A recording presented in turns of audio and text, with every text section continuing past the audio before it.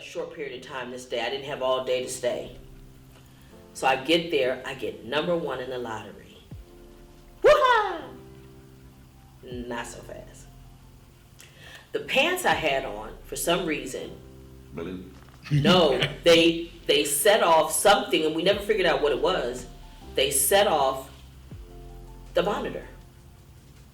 So I kept trying to go back through there, and they said, oh no, you now have to go to friends outside to get other clothes, or you can't come in. Friends outside, I have to get in my car, and these are big facilities, so we probably talking half a mile away. I got to get in my car, drive a half a mile, go in there, find something that fits. Let's not forget, I'm trying to be cute for my man, okay? These pants mess up the whole vibe. The vibe is shot, okay? Now I got on somebody else's clothes. They don't exactly match. I drive back, I get through security. That process alone is stressful. But again, like you said, you didn't even know that there was a lottery. And again, Never heard of it. you can have a good number, but on a good day, on a crowded day, that means they may cut your visit short so that other people get to come in and have visits. So then what's the lottery for? If you're going to visit a certain person, why the lottery? The lottery is who gets to come in first. Because otherwise you would have, I was holding that person's place in line. Just imagine the chaos.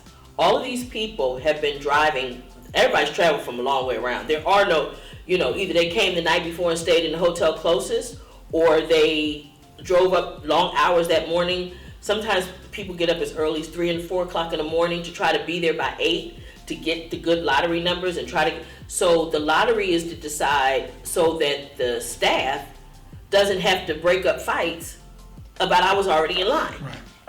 So once you get the lottery number, then you got to go through security again. Then you go into the room and you sit and you wait.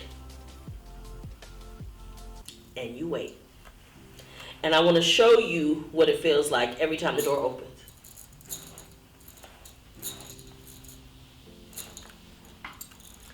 When the door is not opening, that's what it feels like. So by the time your loved one comes from behind that door, all of that anxiety is still there. I just went through hell. Then there's the treatment from the custody staff. So you have to wear certain clothes. Power struggle. Major power flexing.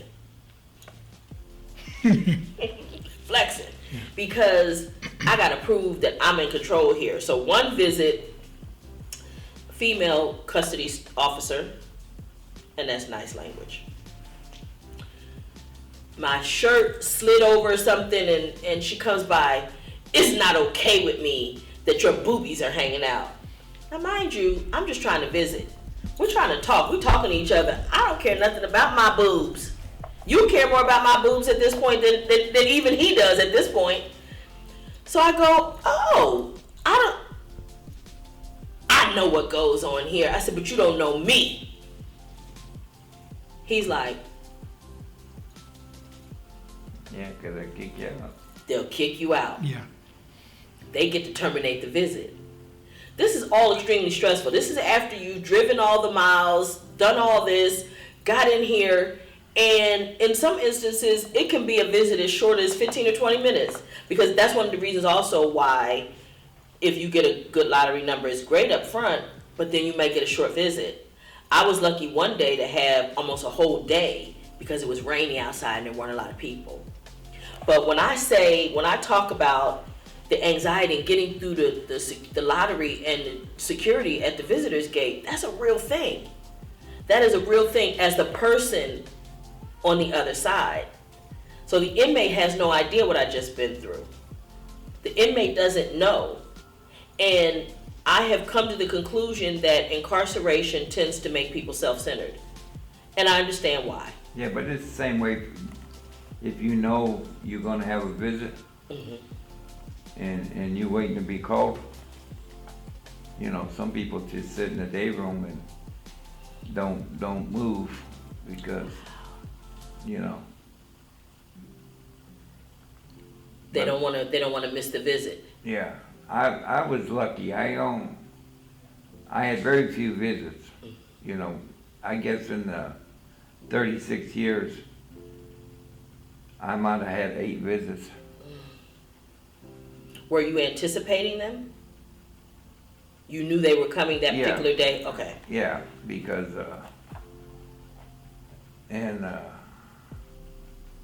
I was lucky because in Folsom, Hmm.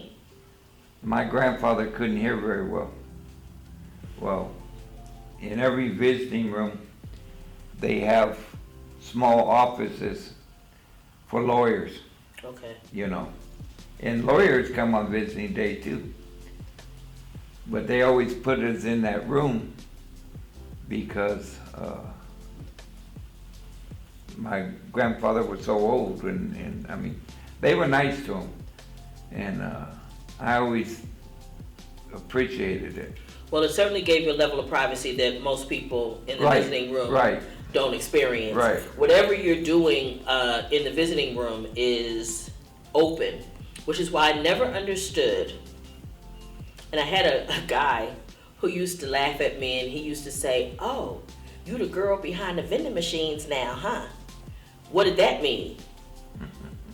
Well, I found out that they stopped the inmates from going to the vending machine because people was going behind the vending machines and having sex in the Wow. visiting room. So when he was clowning me, I was like, "You have got to be kidding me." Right? Because I didn't understand why he couldn't just walk to the vending machine. Oh no, you have to go get it. Yeah. All of these are psychological pressures that people don't understand. If you have never lived that life, you don't know what it is. I've never been the inmate on the inside waiting for that visit. And a lot of times it was to be sure they didn't pass them something, Yes. you know. Because Yes. you know, 80% of, no, I wouldn't say 80%. I would say 30% of the drugs do come in on visiting. Right. And I would think that's pretty accurate. And 70% comes Thank in you with the guards. from the correctional officers. Thank you. That is a point that I definitely wanted to make. Let's be clear. You can get the best drugs in the world in the penitentiary. Yep. And they're brought in by the custody staff. So when the wardens are complaining, you need to tell your staff to stop doing it. So is the phone, so is the tobacco. Right, the cell phones, the tobacco, all that stuff, that is brought in by the custody staff. That is not smuggled in. Let's think about it like this. How can you smuggle it in? A cell phone in. There's no way to smuggle a cell phone into the penitentiary. You can smuggle some tobacco, you can smuggle some drugs, but you cannot smuggle in a cell phone coming through that security like that. I don't care where you try to put it. But they, Being delicate, Yeah. right? Where they put drugs. But you cannot do that with a cell phone. And they walk corrections officers off of prisons all the time for contraband. that's really not true. I've seen it. No, they walk free staff off Okay, in a heartbeat. okay. Staff, no. Custody, what do they do with them then? Most of the time, nothing. They had one time they had a surprise check by the Gooners, and a lieutenant or a captain, I don't remember which one, I think it was a lieutenant. He had his briefcase and he seen them and he turned around and they stopped him. He had 4 cans of Big Oil in there and some cell phones. And did he get fired? No. The only thing that, believe it or not, that a cop can be fired for in there is losing his keys is one main one. He loses his keys, he loses his job. And the other one is having sex. Right. And you know what? I have to believe that you're right because the people I've seen walked off, We're all free staff. Yeah. What does that mean, free staff? Free staff means people who are not correctional officers, but they work in administration or they work in programming Or the kitchen. or the kitchen, or they do other Maintenance. things, but they're not correctional They're not officers. sworn officers. They're not Right. sworn officers. Right. Well, they swear, but they're not sworn officers. Not peace officers. Peace officers Right. and custody officers. Okay. So that's the difference in classification. And so, and I know so I'm glad you clarified that, because you're right.